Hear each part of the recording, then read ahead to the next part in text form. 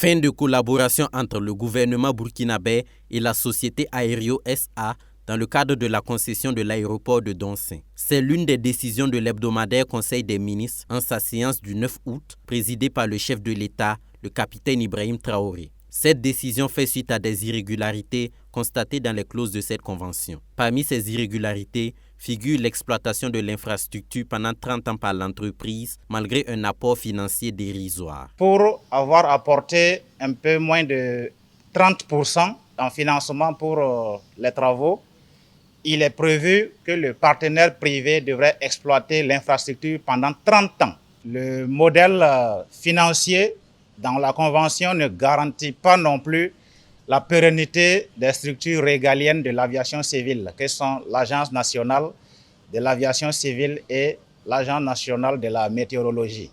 Le gouvernement dispose actuellement d'alternatives crédibles avec d'autres partenaires pour pouvoir trouver un modèle de financement qui préserve les intérêts de l'État. Désormais, les transplantations, prélèvements et greffes d'organes seront possibles au Burkina Faso. Pour ce faire, 2 décrets ont été adoptés par le Conseil. Le premier est relatif à la liste des organes, tissus et cellules prévus et le deuxième concerne la mise en place d'un comité national de contrôle et d'éthique. La priorité a été accordée à la greffe rénale au regard du nombre élevé de patients atteints d'insuffisance rénale. Il était extrêmement important pour le Conseil d'aller au-delà de la dialyse et de proposer une autre solution, une autre thérapeutique à l'insuffisance rénale chronique.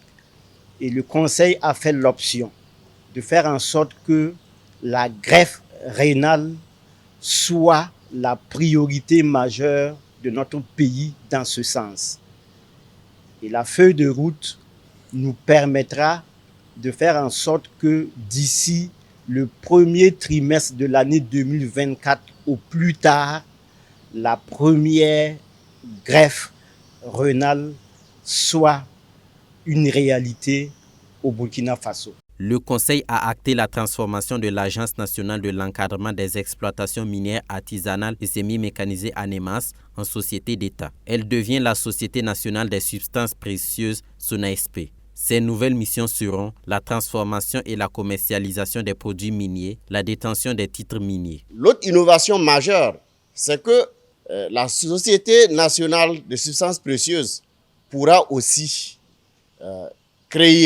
se doter d'une raffinerie, notamment pour raffiner ou d'affiner davantage l'or et les substances précieuses. Concernant le ministère de l'Éducation nationale, de l'alphabétisation et de la promotion des langues nationales, un décret portant institution de la tenue scolaire en Faso d'Anfani a été adopté. La phase pilote se fera de façon progressive, flexible et non contraignante durant 4 années scolaires. Elle concernera les établissements publics et privés de 4 communes urbaines et rurales.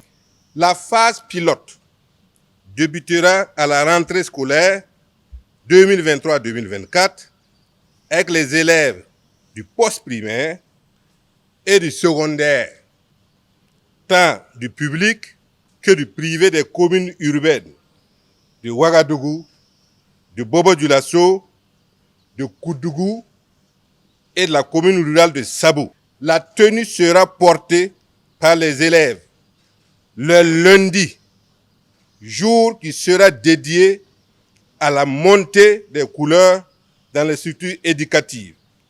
Et la liberté sera donnée aux établissements de choisir le paille qu'ils désirent pourvu qu'il soit en Faso d'Anfani. Au titre du ministère de la fonction publique, du travail et de la protection sociale, le Conseil a adopté 5 décrets de la loi 060 du 5 septembre 2015 sur le régime d'assurance maladie universelle. Il s'agit des modalités d'affiliation et d'immatriculation des assujettis, les conditions de contrôle administratif, médical et d'expertise médicale, la définition du panier de soins. L'adoption de ces décrets va permettre d'opérationnaliser le régime d'assurance maladie universelle dans notre pays et de faire face aux préoccupations de santé des populations.